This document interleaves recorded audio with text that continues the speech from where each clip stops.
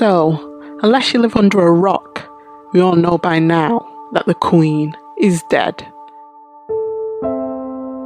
And there's been a huge outpouring of grief from her loyal British subjects, all dutifully engaged in the 10 days of mourning for Britain's longest-serving monarch. Even this homeless man remained homeless for the Queen. But just reflecting back over the last week, not everybody was so caught up with this wave of emotion. Enter Dr. Uju Anya, a teacher and associate professor at the Carnegie Mellon University in Pittsburgh, Pennsylvania, who was having none of it. Even before the Queen was announced dead, she'd already let rip on her, calling the royal family out on their dark colonialist past. I heard the chief monarch of a thieving, raping, genocidal empire is finally dying. May her pain be excruciating, she said. Dr. Anya was referring in particular to the Nigerian Civil War, also known as the Biafran War, a diabolical 3-year conflict which ran from 1967 to 1970, in which over 2 million Igbo men, women and children were killed, with millions of others displaced. A conflict which personally affected Dr. Anya's own family. She continued, "If anyone expects me to express anything but disdain for the monarch who supervised the government that sponsored the genocide and massacred and displaced half my family, the consequences of which those alive today are still trying to overcome, you can keep wishing on a star.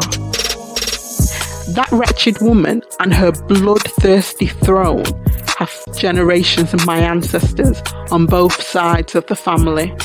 And she supervised the government that sponsored the genocide that my parents and siblings survived. May she die in agony." In Nigeria, the federal government were fighting a vicious campaign to stop Biafra from seceding.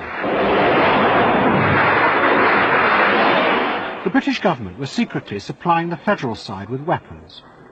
Their aim was to protect Britain's oil interests in Nigeria.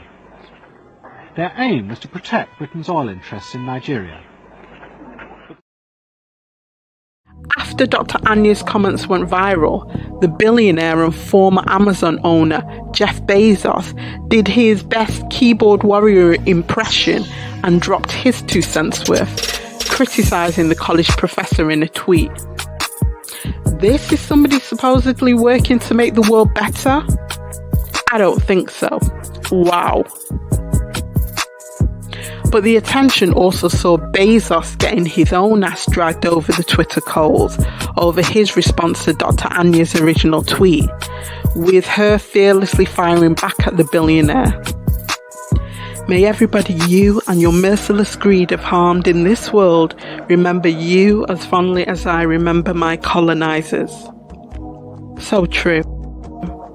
I mean, maybe Jeff should start taking notice of a few matters closer to home, such as the striking Amazon workers fighting for a decent living wage and better working conditions, huh? Oh, and there's the revelation that Amazon was actually trying to build its Cape Town headquarters on the sacred ancestral land of the Khoisan First Nations people of South Africa, a case that is still in the courts.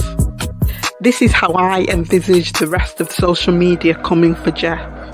Oh. See, I'm not in your mood. If you are looking for a fight, I'm not. See, I'm not in your mood. I can't express how fucking sick it is for the white world that has oppressed, spread white supremacy, genocide, brutality, engaged in the slave trade for centuries to dictate how Black, Indigenous people of color who have lost their independence because of British brutality and rule for centuries and continue to, are told how the fuck they should feel about the monarch passing. You don't get to dictate the feelings of those who have been living in poverty because of thievery due to the monarch. They stole generational wealth from countries for centuries and then made them worship their royalty by virtue of what? Their fucking bloodline? Miss me with the bullshit, folks. Miss me with it. Dr. Shola Moshogbamimu also responded to gaslighting trolls, saying, "I'm here because your ancestors went there, looted, murdered, exploited rich, developed African nations, stole food from my ancestors' plates to feed you, lined their pockets with my ancestors' wealth, then left the corruption playbook to protect UK interests. I'm your nemesis."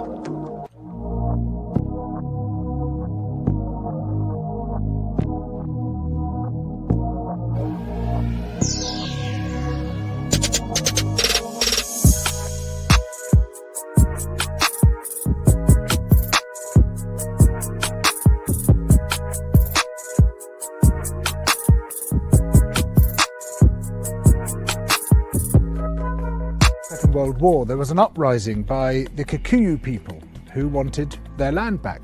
The Kikuyu were herded into concentration camps and fortified villages, almost the entire population of over 1 million people. People were systematically tortured to death. They invented a new kind of pliers whose purpose was first to crush men's testicles and then to cut them off.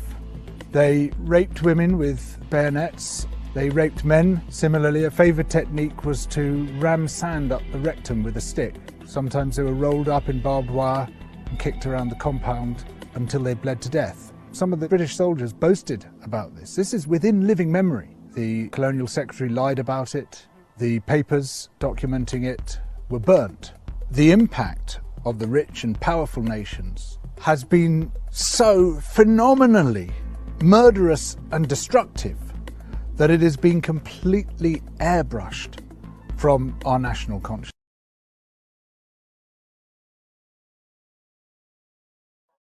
It will be wrong of me to leave this mic without saying to Britain and everybody else who care, we do not mourn the death of a colonizer and a murderer who came and killed our people, and she's wearing proudly a stolen goods on her head. We have nothing to do with the Queen. Today, people tweet, hey, we mourn the Queen.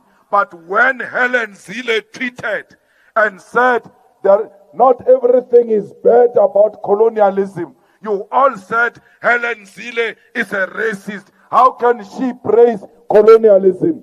By mourning and praising the Queen, you are celebrating colonialism. You are not different from Helen Zille. We were not colonized by the land called Britain. We were colonized by the leadership of Britain that killed our people. So we must not be asked to do wrong things here. We are very clear. The Queen does not represent anything good.